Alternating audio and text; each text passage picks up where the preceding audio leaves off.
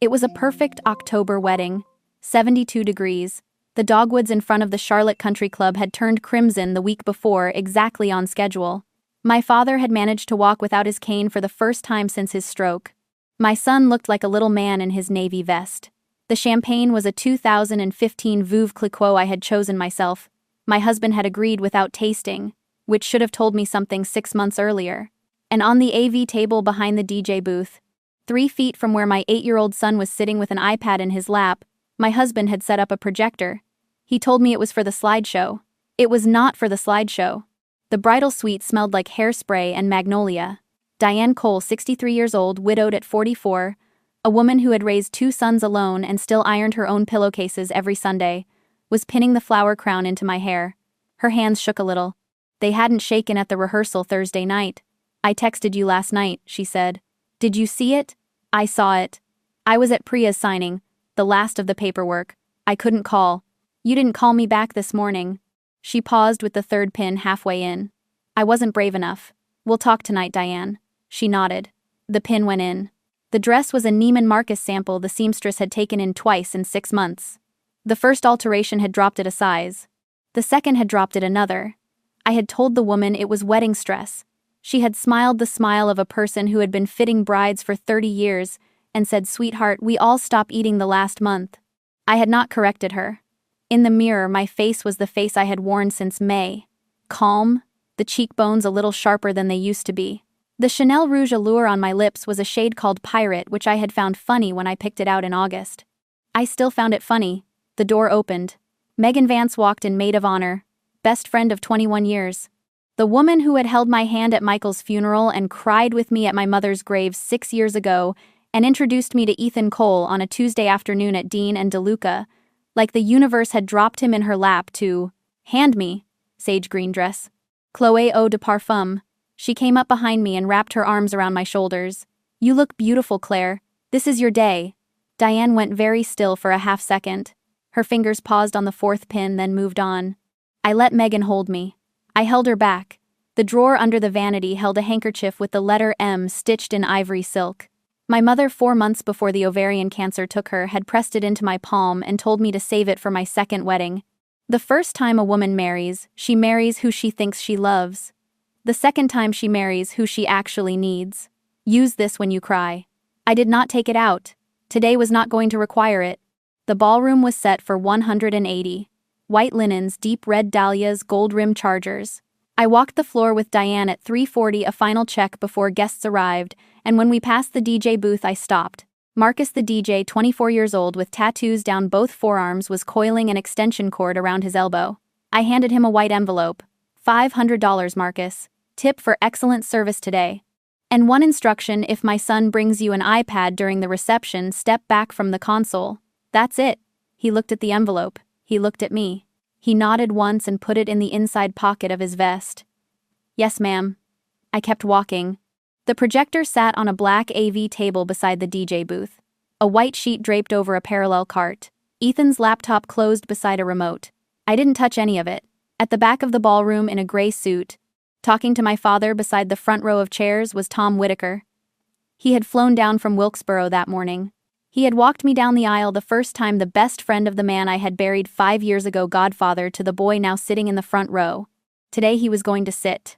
In the chair beside my father sat Stan Caldwell, my father's Navy roommate from 1975, retired Charlotte Mecklenburg, deputy of 31 years, his oldest living friend. Stan always came to family events. Today was no different. Leo was in the seat behind my father. Navy vest, clip-on tie, hair combed flat. An iPad mini balanced on his knees. He saw me and lifted one hand, not a wave, more of an acknowledgement. Daniel Cole came down the aisle from the groom's side and laid his palm on my father's shoulder. "Mr. Bennett, anything you need, sir, you just holler." My father nodded once. Leo didn't smile. Daniel walked back to the AV table, pressed a button on the remote, tucked the remote into the inside pocket of his own vest. The procession began at 4:30. Pachelbel on the string quartet, the usual business. My father tried to stand when I reached the aisle. He had practiced all week. He had sworn to Leo he would walk his daughter down. Daniel rose from the second row before Dad got halfway up, hand on the shoulder again, gentle, firm. "You rest, sir. I've got her." I let Daniel take my arm. His fingers found my elbow. For 3 seconds we stood linked, and I looked at the red carpet and not at him.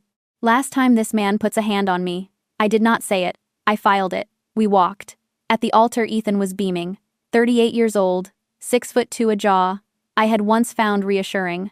Pastor Calloway, a Presbyterian who had buried my mother in 2018, opened his book. Do you take this man? I do. 447. Do you take this woman? I do. The rings, the kiss, applause. A woman at table 9 called out yes, in a voice that cracked. My father clapped with one hand against his thigh. Leo didn't clap, he was watching Ethan's face. Tom Whitaker clapped twice, and stopped. Canon in D resumed. We walked back up the aisle, and as I passed Leo's row, I let 2 fingers brush the top of his head. A half second. Nobody else would have caught it. He nodded.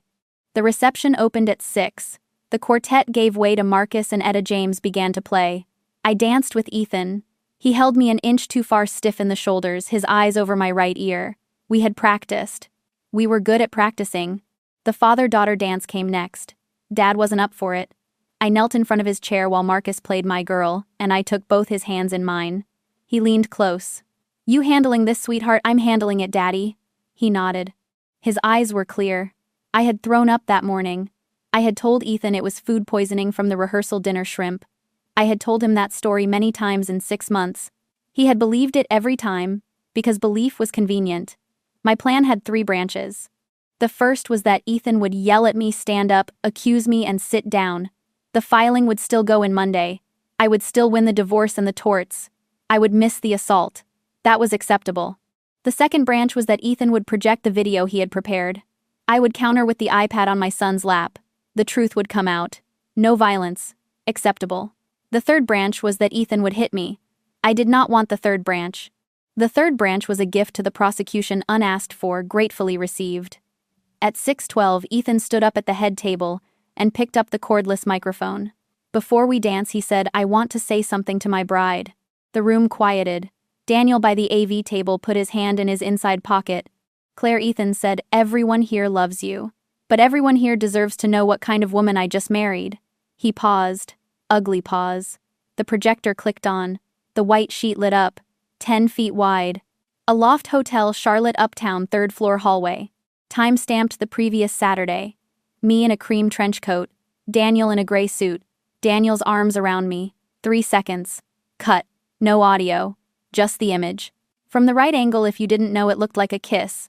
A woman at table 7 sobbed into her napkin. 2 men at table 4 stood up. One said distinctly, Jesus Christ.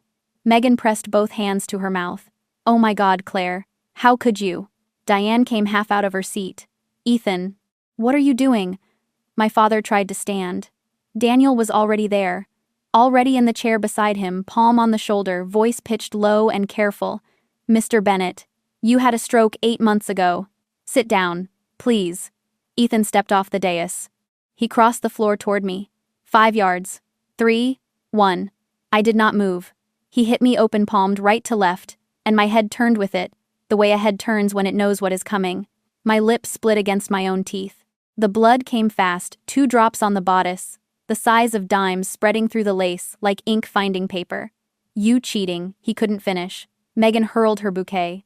It caught me in the sternum and fell to the floor. How could you, Claire? He trusted you. I knelt down. Slow. The dress pooled around me on the red runner. I gathered the veil in both hands, drew the lace up to my mouth and wiped. The blood came off. The veil went brown where the blood had been. I stood up. Nick, the videographer, my attorney's cousin, a quiet man who filmed weddings on weekends and insurance claim depositions during the week, whose standard contract had included a clause I had requested in June: continuous recording from processional through final guest departure, no drops, no breaks, kept his camera on my face. I looked at Ethan. I did not cry. A chair scraped in the front row. Leo was on his feet. My father reached for his hand. Leo slipped free, a small, practiced motion, and started walking. He passed me without looking up. He stopped 2 yards in front of Ethan. His head tilted back because Ethan was more than 2 feet taller. He lifted the iPad from his lap with both hands. Screen toward Ethan, not toward the room. Dad, Leo said. Play the other video. The one from the hotel hallway. Nobody breathed. Ethan stared at the iPad. His right hand, still red across the knuckles, hung at his side. He didn't move. 3 seconds. 4. 5. Megan took one step backward toward Daniel. Daniel did not turn. Leo nodded, the small private nod of a child, confirming a calculation he had run in his head. I knew you wouldn't. He turned around. He walked to the DJ booth. Marcus stepped back from the console without being asked. Leo unplugged the HDMI from Marcus's MacBook. He plugged it into his iPad. His hands were steady. 8 years old and his hands were steady. He tapped the screen. The projector switched feeds. New image on the sheet. Same hallway. Higher angle, the hotel's own security camera. Not whatever Daniel had handed Ethan. And this time the audio was on. Daniel, get your hands off me. My voice. Sharp? Then Daniel's face, grinning into a camera he had not known was there. I'll tell Ethan anyway. Be worth it when you're out. The hallway clip ran 43 seconds. The push. The curse. The grin. The whole of it. When it ended, the room made a sound I had never heard a room make before. 180 lungs on the same intake. My father stood. This time Daniel was not in the chair beside him. Dad rose, took his cane, and began walking toward his grandson with a slow, lopsided certainty I had not seen in 8 months. Diane stepped forward from the aisle where she had been frozen, and she started walking not toward me, toward her son. Leo turned and looked at me for the first time since the slap. Our eyes met across 30 feet of stunned ballroom. There are 2 more, Mom. Leo tapped the screen once more. The image swapped. Room 412, aloft, Charlotte, Uptown. Interior shot angle low from inside a closet. The timestamp read Friday 10:14 p.m. Rehearsal dinner night. Ethan sat on the edge of the king bed in a white button-down, the cuffs rolled to the elbow. Megan was in his lap. Her sage green rehearsal dress was unzipped down the back. His hand was at the small of her spine. She laughed into his collarbone. After tomorrow, I'm her sister-in-law. 2 years from now, I'm your wife. Ethan's voice came through, the speakers clearer than the man in the room had ever sounded to me in person. Daniel said we have to wait 2 years. Something in the prenup. I didn't read it. The footage had come from a housekeeper. 31 years old. 3 kids cleaned that hallway 4 months before she walked into a private investigator's office in August and said, "You're watching the man in 412. I cleaned that hall. Ask me what you need to." No. She had provided 31 dated entries on sworn affidavit. The camera in the closet had been installed by corporate security the Tuesday before the wedding, subpoenaed later through civil discovery. The housekeeper had slipped an engineer a 50 the previous Thursday to make sure the unit was recording. Nobody in the ballroom knew any of that yet. What they knew was that one of them was crying out loud now, and that 2 couples at table 6 had stood up and begun walking toward the exit without their coats, and that a server by the kitchen door had put down her tray, crossed herself, and followed them. Diane moved. She did not run. She walked the steady, crushed glass walk of a woman who had just understood something that could not be ununderstood. And she stopped in front of the projection and raised one hand to the sheet. That shirt. Her fingers stayed on the fabric. I washed that shirt for you Wednesday. I remember, because I ironed the collar wrong. She turned around. Ethan had not moved from where he had stood when I wiped the blood off my mouth. His right hand was still red. His wedding ring caught the uplights. I smelled her perfume on you this morning. I smelled it when I tied your tie. I told myself I was imagining it. She took one step toward him. I wasn't imagining it. Her palm came around flat and open. The sound of it cracked off the glass walls of the ballroom like a dish breaking in the next room. Ethan staggered half a step. His hand went to his jaw. Diane walked back down the dais steps without looking at him again. My father reached me. His cane tapped twice on the runner. He didn't say anything. He just put his free hand between my shoulder blades and left it there. I let him. The room was alive with sound chairs scraping phones, buzzing, a woman at table 9, weeping in the soft, embarrassed way Southern women wept at funerals. Nick was still filming. Nick would be filming until I told him to stop, which I would not be telling him to do. I reached into the place at my thigh where the blue garter sat and pulled out my phone. 16 minutes past 6, 90 minutes since I do. I opened my contacts. One name was pinned at the top. I tapped it. It rang once. Claire. Priya Desai's voice sounded like a woman already sitting with her hand on the file. 8 months ago she had said 2 roads. 1, we detonate now. You get half, we're done by Thanksgiving. 2, we prepare you live next to him for 6 months. You eat his breakfast, you let him touch you, you lose weight, you cannot afford to lose. You throw up mornings and tell him it is shrimp, and at the end of it we take everything. She had asked me if I understood what I was signing on for. I had said prepare. She had poured me a whiskey I did not drink. Go, I said. Filing goes in Monday at 7:30. Assault complaint 9. Press release Tuesday morning. You want Matthews? Yes. Tonight. Good night, Priya. Good night, Claire. I hung up. Ethan was looking at me. His face had gone the color of wet concrete. 6 months. You knew for 6 months I didn't answer him. I turned my phone so the screen faced him and opened a forwarded email. Raymond Okafor subject line, final report surveillance package. I held it at arm's length until he could focus. Enclosed, please find the final surveillance package. Summary photographs 312. Videos 6. Hotel check-ins documented 9. Locations aloft. Charlotte Uptown 4. Marriott South Park 3 Asheville Airbnb 2. Text screenshots from consented device access 71. Surveillance period 5 months. Ethan read it. His eyes stopped. Who is Raymond Okafor? A retired FBI agent. I hired him in May. Daniel spoke for the first time since Leo had walked to the DJ booth. You hired a PI? He laughed a tight, airless sound. Jesus, Claire. This is he gestured at the sheet where the hallway footage had frozen on the last frame of his own grin. This is deep fake. All of it. Any judge will see Harrison Blackwell is about to call you Ethan. When he calls, pick up. Ethan stared at me. Harrison. My lawyer. Your lawyer. Why? Because of Section 7 in the prenup you signed in June. Marital waste stipulation. Priya drafted it. Harrison approved it. Daniel was in the room when he recommended it. Daniel's face went ahead and did the thing his laugh had been trying to cover. Ethan's phone was in the breast pocket of his tuxedo jacket. It began to ring. The ringtone was a Dire Straits riff Ethan had set for his own attorney Money for Nothing, and it cut through the ballroom and made 2 guests at table 12 flinch. He did not move to answer it. It rang out, started again, rang out, started again. 16 weeks before the wedding in a conference room at Cole Holdings, Harrison Blackwell had read the clause aloud twice to make sure Ethan was tracking. Any expenditure exceeding $500 made by the adulterous party for the benefit of the paramour shall be treated as marital waste without further showing of intent, and credited at 200% against that party's share of the marital estate. Daniel had been in the corner on a leather chair with his ankle crossed over his knee. He had leaned forward at the word adulteress and whispered something to Ethan that had made Ethan grin. I had watched Daniel while I signed my own name. I had never taken my eyes off him. Now 8 months later, I watched him again from across a ballroom as he worked out what the clause meant for a man who had been documented, spending $38,400 on his wife's maid of honor. I watched him realize that the paper he had sold his brother on had just been rewired to detonate in his brother's chest. I watched him work out what it meant for him. Then Leo tapped the iPad again. New image on the sheet. A parking garage. Daylight. The timestamp read August of the previous year, 14 months before the wedding, 4 months before Ethan had proposed to me on a Thursday night at an oceanfront restaurant in Wilmington, while a string trio played a song he had pretended to pick out, an Audi A6, in a numbered space. Ethan in the driver's seat.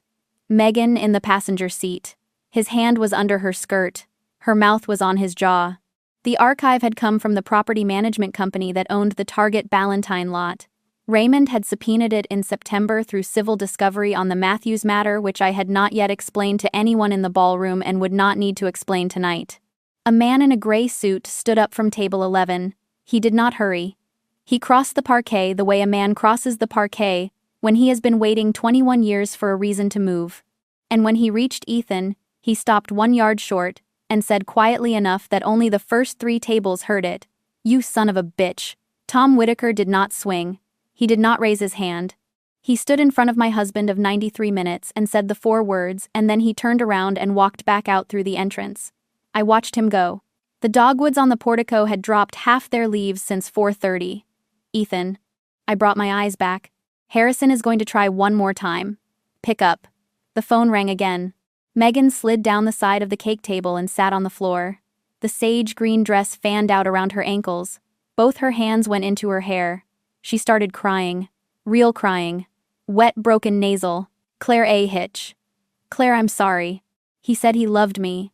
He said, for 1 second the room was quiet enough for a mourner to slip in. Somebody near the bar actually took a step toward her. Then she kept going. He got me pregnant. 4 months ago. He told me he'd leave me if I kept it. He said we had to wait until after the wedding, that we had to wait, that he'd take care of me later. He paid for the clinic. He drove me there. He waited in the parking lot. I could have walked out. I didn't. She looked up. Mascara had gone south across both cheekbones. I made the choice. I know I made the choice, but I made it because he told me I had to. Diane, halfway back to her seat, stopped walking. Her shoulders went up and then dropped. What did you say? I said I had an abortion. In June. Diane turned around and walked back to where Ethan stood. She did not slap him this time. She laid her palm flat on his chest, held it there for 3 seconds, and took it off. You have a grown woman's blood on your hands and an unborn child's. And I spent 63 years telling myself I had raised you better than your brother, and I was wrong. I raised 2 of you exactly the same, and neither of you was what I meant to make. She left him standing there. She came to me. She stopped a foot short and did not touch me because Diane Cole had better manners than that even now. Claire. I'm so sorry. I didn't see it. I should have. My father tried to tell you, Diane. At the Trader Joe's on Fairview in August. He told me the same week. Neither of us listened. Her eyes closed. We'll talk, I said. Not now. She nodded. She walked back up the aisle and sat down in the empty seat beside my father's, the one with the white roses and the M-embroidered handkerchief on the cushion. She did not move the flowers. She sat beside them. A sound at the back of the ballroom. Daniel was trying to leave. He had already crossed 30 feet of parquet without anyone noticing, because every face in the room had been turned toward Megan on the floor. His hand was on the push bar of the service corridor door. Daniel, my father said. His voice carried. The country club had good acoustics. Don't take another step, son. Stan Caldwell stood up at table 11. He was 67 years old. He had not been in uniform in 4 years. He walked across the parquet, at the same pace he had walked into bars on Friday nights in Plaza Midwood for 31 years. The pace of a man who had learned young that running changed the encounter, and walking did not. He stopped 6 feet short of Daniel and did not speak for 4 seconds. Son, Daniel turned his head. Sit back down. There's a conversation coming you want to be here for. Daniel looked at the push bar. He looked at his mother, sitting beside my dead mother's handkerchief. He looked at his brother sitting with both hands on the edge of a chair. He looked at me. I looked back at him. He took his hand off the bar. He sat down in the chair nearest the service corridor. Stan did not move from where he was standing for the next 11 minutes. I walked to the dais. The cordless microphone was on the floor where Ethan had dropped it. The foam head was still warm. I held it at my side for a count of 3. Then I raised it. Ladies and gentlemen. The room turned. I'm sorry for the disruption. The cake is still here. The champagne is still here. If you would like to stay, please stay. If you would like to go, please go. Nobody will think less of you either way. I took a breath. Short. Audible. The bride needs to make a few more phone calls. And then she is going to the police. I lowered the mic. My father came up beside me without the cane. He had left it at the chair, and gave me his arm the way he had not been able to an hour and 47 minutes before. Leo stepped between us and took my other hand. His palm was warm and dry. We walked. The 3 of us moved through the parted crowd toward the double doors, a man with an old man's balance, a boy with a man's composure, a woman in a wedding dress with 2 dime-sized stains on the bodice. Stan Caldwell followed 3 paces behind without looking at Daniel, who had not moved from the chair. Ethan was still standing where I had left him. He spoke once to my back. 6 months. You lay next to me for 6 months and you knew. I stopped. I did not turn all the way. I turned just enough for the angle of my jaw to catch the uplights. You lay next to me for 18. We are not even. You still owe me 12. Nick's camera was 6 feet behind us. It caught the line clean. The double doors swung open. Cool. October air came in off the portico, cut grass, old brick, the late last heat of a Carolina autumn. Somewhere past the valet stand a car engine turned over. Ethan sat down hard in the chair Megan had been sitting in before she slid to the floor. He put his face in his hands. Behind him on the white sheet, the frozen image of a parking garage in August was still lit, his own hand. Under a sage green skirt, his own mouth on a jaw that was not mine. Diane reached up without looking and pulled the power strip out of the wall. The projector cycled down with a soft whine. The sheet went dark. Leo, halfway through the doors with his hand in mine, glanced back once. Mom. Yeah, bud. I'm hungry. My father laughed. It came out as a rough, wet sound he had not made in a year. "Then let's get you a hamburger, son." We crossed the portico. The valet brought my father's car around a 10-year-old Buick LaCrosse he refused to replace, and the four of us got in. Stan in the passenger seat, my father and Leo in the back with the iPad flat on the bench between them, me behind the wheel in a dress I was never going to wear. Again, I started the engine. In the rear view, the doors of the Charlotte Country Club stood open. A woman in a lavender dress was helping an older woman in pearls down the steps. Nobody was laughing. Nobody was dancing. I pulled out onto Carmel Road and drove toward the police station. In the back seat, Leo opened the iPad and started closing files. The Charlotte-Mecklenburg Police Department on East Trade Street was open at 10:17 on a Saturday night, the way police stations were always open, fluorescent, indifferent, smelling faintly of old coffee and whatever cleaner they used on the linoleum. The desk sergeant looked up at the four of us, the bride, the boy, the old man, and the older man in the Navy veteran's ball cap, and did not blink. "Ma'am, I need to file an assault complaint. My husband, tonight, about 4 hours ago." He picked up a phone. Detective Marisol Ruiz came out of a side door 2 minutes later. 44 years old, short black hair, a wedding band she had worn on her right hand since Kandahar. She took one look at the dried blood on the bodice and led us back to an interview room with a coffee maker in the corner. "Mrs. Cole, it's going to be Bennett again by Friday. Let's use that." She did not smile exactly. "Miss Bennett, let's get it down." Leo fell asleep on my father's lap before Ruiz finished typing the narrative. Stan sat against the wall and read a bulletin about missing persons with the patience of a man who had spent 3 decades reading bulletins like it. My father adjusted his arm so the boy's head had somewhere soft to land. I handed Ruiz a USB drive. Nick had pressed it into my palm on the portico. 47 minutes of continuous footage, copied off his main camera in the valet lane. Notarized marriage certificate is in the zip file. Time-stamped 4:47. She looked up. "You filed that already. My attorney had it couriered to the county clerk this afternoon. She wanted it in before the ceremony in case we needed it tonight." Ruiz studied me for a half-second. "Miss Bennett, warrant on assault on a female is going to need D.A. review, Tuesday earliest. But I am filing an emergency protective order with Magistrate Hargrove tonight. She is on call until 6 in the morning. I will have signature before 2. Effective immediately. Your husband does not come within 1,000 feet of you or the boy. If he tries, we arrest him on the order and the warrant follows at the DAA's convenience. He's at his mother's tonight. Queens Road West. Diane Cole. She'll open the door. She will." She slapped him twice in front of 180 people. "She'll open the door." Ruiz looked at me another half-second. "I'm going to need her statement in the morning." The boy fell apart at 12:47, in his own bed in the navy vest he had not taken off. The tears did not come first. The shaking came first. His shoulders went up and stayed up, and his teeth clicked against each other like somebody had dropped ice in a glass. I sat on the edge of the bed. I didn't speak. I put my hand on his back, and I left it there. He shook for 1 hour and 17 minutes by the clock on the nightstand. When the shaking stopped, he slept. I eased him out of the vest at 2 in the morning. The white shirt underneath had a sweat stain down the center of the back, the shape of the state of Florida, the panhandle reaching toward his left shoulder, the keys trailing off between his shoulder blades. I had prepared the attorney. I had prepared the investigator. I had prepared the forensic accountant and the prenup and the photographer and the EPO.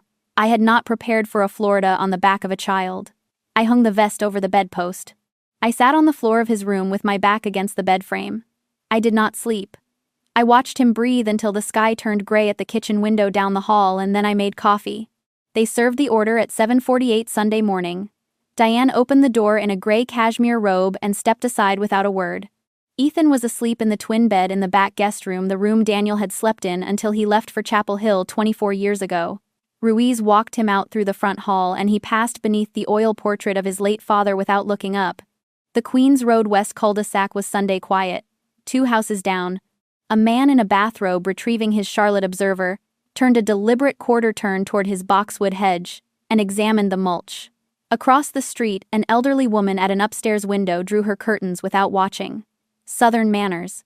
The front yards held the witnesses, and the witnesses had the decency to look the other way. Diane watched the cruiser pull out of the cul-de-sac. She closed the front door, walked back to the kitchen, took down the bottle of Glenmorangie her late husband had bought in 1998, and poured 2 fingers into a juice glass. 9:22 in the morning. She drank it standing at the sink. Sunday afternoon, Leo sat at the kitchen island eating a grilled cheese with the crusts cut off. The iPad lay between us. Leo. Yeah. How long? He set the sandwich down. He wiped a crumb from the corner of his mouth with his thumb.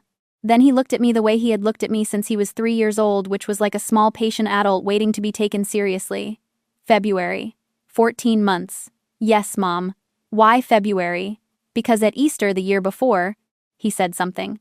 And I waited to see if it was a one-time thing. It wasn't. What did he say? At Thanksgiving the year before that. Then Easter. Then 4th of July. Then Labor Day. Then the time he took me to the Aloft in June. Same kind of thing each time. He'd say it and then watch me. What kind of thing? Leo looked at the island. That dad would have wanted Mom to find somebody. That Mom was pretty. That Uncle Ethan was lucky. The June one was different. He said the rooms on the 4th floor were the good ones, and did I want to see the one he stayed in sometimes? 412. He said it like it was a secret he was letting me in on. Did you go in? No. I counted the door. I looked at the hallway. I went back downstairs. I didn't speak for a minute. He watched me carefully, and when I didn't speak, he picked the sandwich back up and kept eating. Leo. Did you tell me any of this? I told Grandpa. When every time. Same day. Sometimes in the car, sometimes at his kitchen table. He wrote it down. Did he tell me? He said he did. I closed my eyes. Thanksgiving 2023. My father across a turkey and a green bean casserole in Diane's dining room, pulling me aside afterward by the coat rack. Claire. Daniel said something strange to Leo today. Me in his ear, conspiratorial dad, he's Ethan's brother. He means, well, he's just got no kids of his own, he doesn't know how to talk to them. Easter 2024. Dad on my porch with a plate of deviled eggs. You might want to watch how Daniel is around the boy. Me, I'm watching. I never leave Leo alone with him for more than 2 minutes at family things. I've got it. June. Dad on the phone after the Aloft lunch. Why did Daniel take Leo to a hotel? Me, Ethan was meeting a client. Daniel showed Leo the pool. It's fine. Every time I had been exactly right about 2 minutes. Leo had never been alone with Daniel longer than that. I had monitored. I had been the kind of mother who knew where her child was at family gatherings to the second. I had just not believed a man who didn't touch my child could still be a threat to him. Leo. Yeah. I owe Grandpa an apology. He said you'd get there. I got up from the stool. I walked around the island, and I sat down next to him, and I put my forehead against his temple, and I stayed there while he finished his sandwich. He didn't stop eating. He patted my knee with his free hand, the same economical pat he had given my father's hospital bed last spring, and he let me cry on the shoulder of his Sunday school polo. I cried for 4.5 minutes by the kitchen clock. When I stopped, he said, I saved you some pickle. I ate the pickle. Later that afternoon, my father drove over in the Buick. He brought a small black Moleskine notebook, the one he called the family book, the one he had kept since the month my mother died. He set it on the kitchen table without ceremony and pushed it across to me. 5 entries, each a single page. The date, the occasion, the sentence Daniel had said to Leo, and my father's handwritten assessment in the last line. 3 of the 5 assessments were the same 2 words. Watch him. I'll get it to Priya tomorrow, I said. She'll want it. She said it's not trial evidence. Hearsay. Didn't write it for trial, sweetheart. I wrote it so I wouldn't forget. He took the notebook back. He put it inside his coat. Wednesday morning, 10:12, First Presbyterian Church of Charlotte. Megan sat across a conference table from Reverend Samuel Morrison, board chair Elizabeth Sutton, and me. The contract lay face up between us, clause 17 highlighted in yellow. Moral turpitude. Termination for cause. Effective immediately.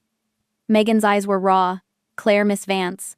Elizabeth Sutton had the quiet, formal Charlotte cadence of old money that had never raised its voice because it had never needed to. You coordinated the Patterson vow renewal in this sanctuary in July. You stood at the back of that ceremony while Mr. and Mrs. Patterson reaffirmed their marriage of 31 years. At that time, you were sexually involved with the husband of your closest friend. We do not retain staff of that character. Megan turned to me. Megan. I set my hands flat on the table. In the bridal suite on Saturday morning, you put your arms around my shoulders and you said, "This is your day." Her mouth opened. That was the last morning of your life with me in it. This morning is the first morning of the rest of your life without me. You have about 40 years left. I suggest you get used to it. I stood up. I nodded to Reverend Morrison, and to Elizabeth Sutton. I walked out of the conference room down the carpeted hallway past the Sunday school bulletin board and out through the glass doors into the parking lot where a magnolia was dropping its last brown leaves. I sat in the car 3 minutes before I turned the key. I did not cry. Not for her. Thursday afternoon, Priya called from her office. Karen closed the forensic on the brother. $47,000 in 8 tranches from his personal account to a woman named Jennifer Matthews. Of the Matthews, Robert Matthews' wife. Yes. How long? 8 months. Call it March. I set the dish towel on the counter and walked out to the front porch because the line would be clearer outside. Priya, Claire. Set the meeting. Today if he's in town? He's in town. He always is on Thursdays. Bring Karen. Bring the binder. I'll drive. We met Robert Matthews at 3 o'clock in his study on Providence Road. 58 years old, silver hair, a needlepoint footstool his wife had made him during their engagement in 1988. He received us in a navy cardigan and reading glasses and did not get up. He read Karen Whitmore's summary for 4 minutes. He read the bank exhibits for another 6. He read the 3 parking deck photographs, last the ones Raymond had folded into a separate manila file marked Peripheral Matthews Discovery. When he closed the binder, he took off his reading glasses and set them on top of it. Claire, Mr. Matthews. I'll handle it from here. Yes, sir. He stood up.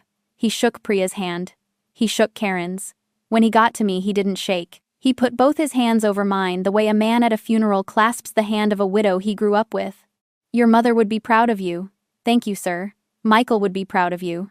I didn't trust my throat on that one. I nodded. By Friday noon, Robert had retained his own counsel and filed an alienation of affection suit against Daniel Cole in Mecklenburg County, for an amount the Charlotte Business Journal would later describe as undisclosed, but understood to be substantial. By Friday evening, Robert had withdrawn from a joint venture with Cole Holdings that represented 31% of its active portfolio. The deal had been papering for 6 months. It died in a 4-line email, with no signature block. By Saturday morning, the Business Journal had run the story above the fold online. Cole Air faces multiple civil suits. Principal partner exits joint venture. By Saturday night, Daniel was pounding on my front door. 10:41. I did not get up from the couch. Leo did not get up from the floor where he was working a chess problem out of a book my father had given him. My father on the love seat picked up the cordless and dialed the non-emergency line for CMPD. Yes, ma'am. This is Walter Bennett at 1108 Sedgewood. There is an intoxicated male pounding on my daughter's door. Name is Daniel Cole. Pause. Yes, ma'am. The Daniel Cole from the paper. The cruiser arrived in 6 minutes. 2 officers walked Daniel out through the sedum bed my mother had planted the spring before she died, and I watched his foot crush a clump of creeping thyme through the slatted blinds. He spent the night in a drunk tank on East 4th. When they released him at 7 Sunday morning, a man in a gray windbreaker was waiting in the visitor parking lot, 6 feet flat, silver at the temples, hands in his pockets. He did not raise his voice. He did not raise his hands. Michael Hayes was my best friend. Claire is my sister. I will be watching you for the rest of your life. Daniel did not answer. He got in his rental car. He drove away. Tom got in his truck and drove to my house for Sunday brunch, which my father was cooking. And he stayed for 3 hours and played 4 games of chess with Leo and lost all 4. My father had his second stroke Tuesday night. The neurologist at Carolinas Medical said it was the cumulative stress, said he had seen it before in the fathers of brides whose weddings went badly, though he had, the doctor admitted with a thin professional smile, not seen a wedding go quite this badly. My father came out of it with the left side of his face softer than the right and his speech slower by a beat. 70% recovery over 6 months. He would walk again. He would drive again. He would not regain the full use of his left hand. I sat with him Thursday morning while Leo was at school. Claire. Dad. I've been writing down Daniel for 8 months. I know. The doctor said it was the stress. I know, Dad. Claire. Yes, sir. I chose the risk. You need to understand that. I chose it. His right hand closed over mine. Weak. Not wrong, sweetheart. I already lost your mother. I wasn't going to lose you. 1 stroke is the bill. I can cover it. He turned his face toward the window. The right eye worked. A tear came out of it and ran into the pillow. Leo came in from school at 3 with his backpack and a paper airplane he had folded in 6th period math. He climbed onto the hospital bed without asking, lay down beside his grandfather, and put his hand in his grandfather's hand. and didn't say anything for a long time. 3 generations, 1 bed, 1 October afternoon. Nobody needed to say a word. Eleanor Cole's private room at the Novant Oncology Wing looked out over a courtyard of yellowing maples. 85 years old, 91 pounds, 6 weeks, maybe 8, and she had known it since August. Diane brought us Sunday afternoon. Thomas Pritchard, the estate attorney Eleanor had retained in 2015 when she first drew her will, a man who had nothing to do with Harrison Blackwell or Cole Holdings, stood by the window with a leather portfolio under his arm.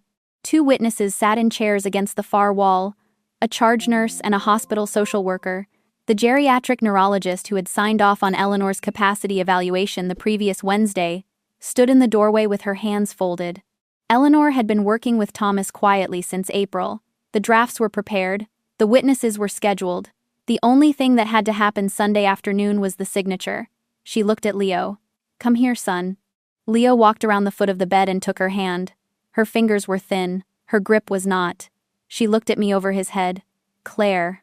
"Ma'am, my younger grandson slapped you in front of 200 people. My older grandson staged it. Until last week, the bulk of what my husband left me was going to those 2 boys. I changed my instructions in April. I'm signing today. Mrs. Cole, you don't, I need to." She did not raise her voice. "I'm not doing this for you. I'm doing it for him." She lifted her free hand and laid it on top of Leo's knuckles. $3,700,000 goes into a trust in the boy's name. He can't touch the principal until he's 25.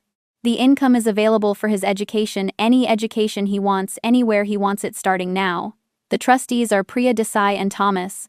I've spoken with both. Leo's face didn't change. He was looking at her eyes. "Thank you, ma'am." "You are welcome, young man." She signed the codicil with a Mont Blanc pen her husband had given her in 1972. The charge nurse signed as witness. The social worker signed as witness. The neurologist attested in writing to her capacity. Thomas notarized. It took 9 minutes. Eleanor Cole died 14 days later on a Sunday morning, with Diane holding one hand and an African-American nurse named Letitia holding the other. The Charlotte Observer ran her obituary on page B3 the following Wednesday. The codicil was filed in probate the Tuesday after that. It was never contested. It could not have been. Mecklenburg County Superior Court Courtroom, 4C, the 3rd Monday of June. Judge Patricia Ellington on the bench. 12 jurors in the box. 9 women, 3 men, the youngest. A 31-year-old dental hygienist from Pineville. The oldest, a retired high school librarian from Matthews, who had served on 3 juries before this one, and whose pen never stopped. Priya Desai stood at the plaintiff's table in a charcoal suit that had been her mother's. The consolidated docket read Bennett v. Cole and Bennett v. Vance and State of North Carolina v. Isgan. Ethan Richard Cole.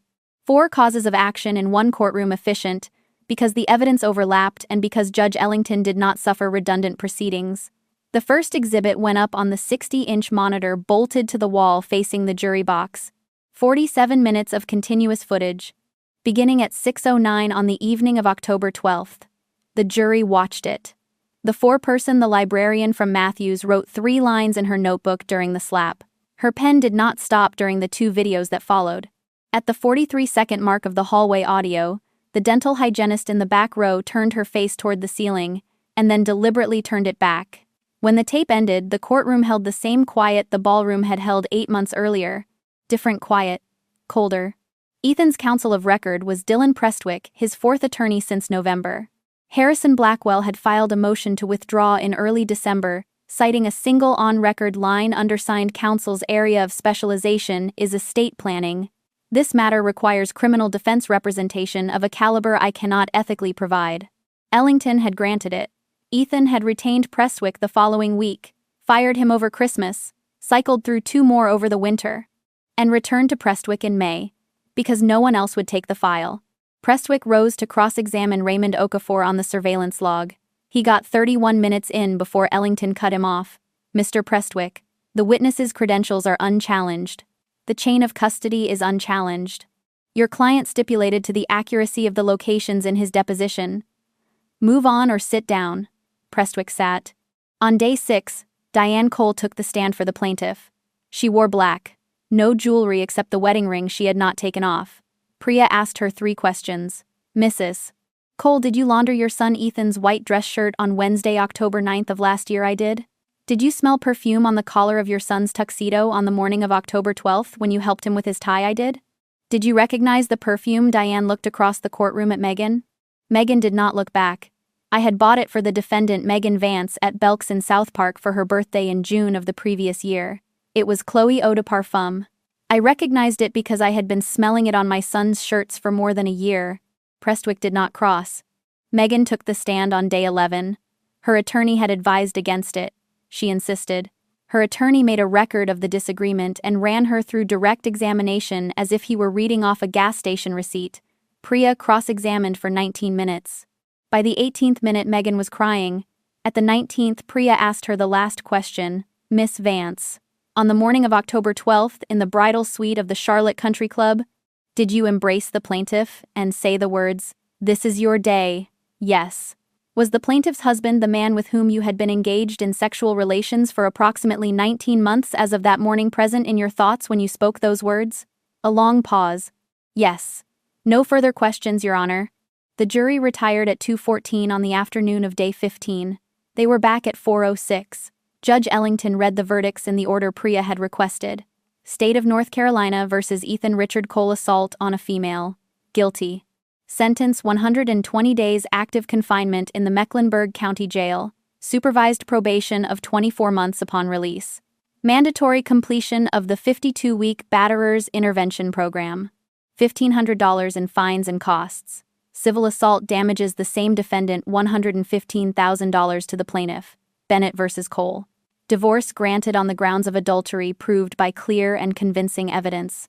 Equitable distribution, 58% to the plaintiff, 42% to the defendant. The deviation from equal division was justified on the record by the court-proven marital infidelity, documented dissipation, credited at the statutory rate prescribed by the parties' own prenuptial marital waste stipulation, concealment of $180,000 in a Delaware entity restored to the marital estate, and the plaintiff's uncompensated design work in the marital residence, valued by expert witness at $41,200. The Myers Park house was ordered sold. Net equity of $620,000 to be split on the distribution ratio. Ethan's share, $260,400 gross, was reduced by the $76,800 dissipation credit and the $400 gross, $115,000 civil assault judgment before disbursement, leaving a net of $68,600 to be garnished against outstanding obligations upon his release from confinement. Spousal support permanently barred under North Carolina General Statute 50-16, 3A. No children of the marriage. Bennett versus Vance. Alienation of affection jury verdict for the plaintiff in the amount of $725,000. Bennett versus Vance criminal conversation jury verdict for the plaintiff in the amount of $285,000. Bennett versus Vance punitive damages $140,000. For the bouquet, Priya had put it to the jury in closing. Read that one line and the bouquet. She threw flowers at the woman she had been betraying for 19 months. She chose in that moment to publicly punish the victim of her own sin. That is the definition of punitive. Attorney's fees on the marital tort count $67,000 entered as a judgment against Megan Ann Vance, docketed for 10 years renewable. Ethan received his verdicts without moving. At the words 120 days active, his hands tightened once on the edge of the defense table and then relaxed. His face never left neutral. Prestwick set a hand on his forearm that Ethan did not appear to feel. Megan wept into the sleeve of her blazer. Nobody in the gallery moved toward her. Her mother had not come from Greensboro that day. Her mother had not come any day. Ellington adjourned at 4:38. A bailiff led Ethan out the side door for processing. He had 7 days to self-report to the Mecklenburg County Jail on Specter Drive, a courtesy Prestwick had argued for on the basis of his client's need to settle personal affairs, and which Ellington had granted with a raised eyebrow and the comment, "Mr. Cole has demonstrated an admirable interest in personal affairs during the marriage. 7 days. At the side door, Ethan turned and looked across the gallery at me. He had not put on the 15 pounds his mother had told me about the drinking. His skin had gone gray. His eyes stayed red. His hands shook enough that Prestwick had stopped asking him to handle the exhibits by February. The gray suit didn't fit anymore, loose at the shoulders, tight at the gut, the tie sitting crooked in a way his father would have corrected at the front door on a Sunday morning in 1996. I was sitting between Priya and my father. Walter had his cane across his lap. Leo was in school. We had agreed he would not be present for the verdict. Diane Cole sat 2 rows behind us, the closest she had allowed herself to come to me in open court, and a distance she had measured with care. Ethan found my eyes. Claire. Priya put her hand on my forearm. I shook my head once. She took her hand back. You knew for 6 months. I did. You lay next to me for 6 months and you knew. I stood up. The courtroom was emptying slowly. Most people had turned to watch. Ellington had not yet left the bench. She was making notes on the docket sheet with the practiced deftness of a woman who had been a judge for 19 years. I walked to the rail that separated the gallery from the well of the court. I did not cross it. Ethan was 3 yards on the other side, held loosely by the elbow by a deputy who was also practicing deafness. You lay next to me for 18 months and you knew. We were never going to be even, Ethan. But as of this afternoon, you are down about $5 million, 120 days of your life, and the ability to ever call yourself an innocent man in a North Carolina courtroom. I'd call that a reasonable down payment. I turned around. I walked back to my father. The deputy took Ethan out. Diane Cole 2 rows back, lifted her eyes from the hem of her black skirt, and met mine as I passed. She nodded. I nodded back. At the back of the gallery against the wall, Tom Whitaker stood with his hat in his hand. He had driven down from Wilkesboro that morning. In his left arm, he held a dogwood sapling in a black nursery pot, 4 feet of young trunk leaves just beginning to come in green at the tips. A cutting he had rooted the previous winter from the tree my dead husband had planted in Tom's front yard the summer Leo was born. He walked up the center aisle, and he set the pot on the bench beside me without a word. Michael's tree. I remember. Planted in March. Ground's too hard now. It'll take. I know, Tom. He nodded once. He put his hat back on.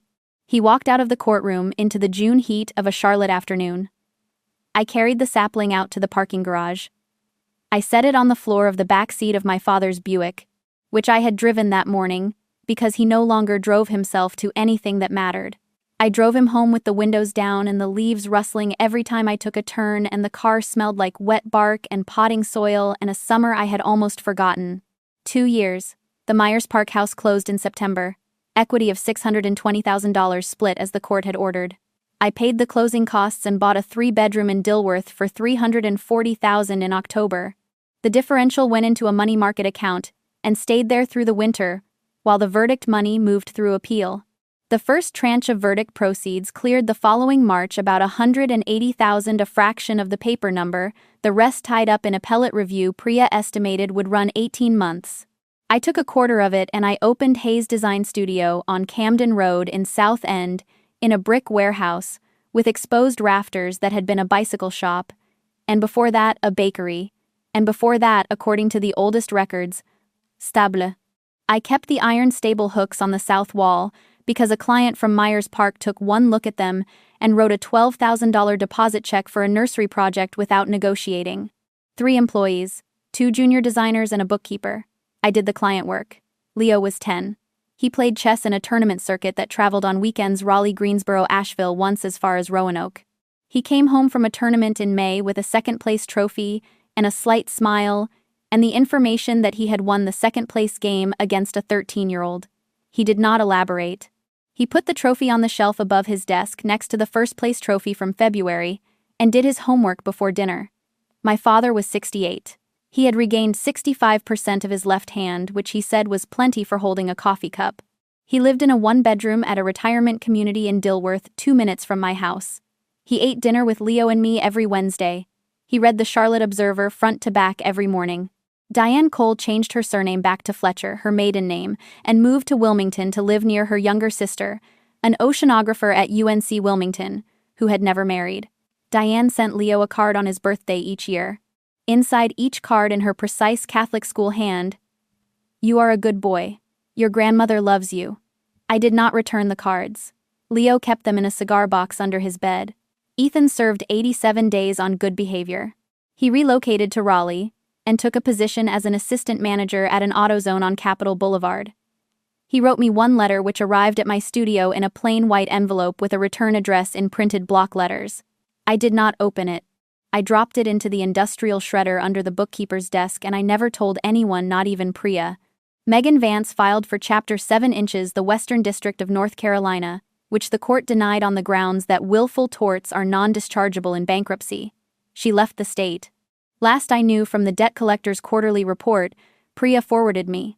Megan was working as a server at a seafood restaurant in Tampa, and 25% of her wages were being garnished pursuant to the Mecklenburg County judgment.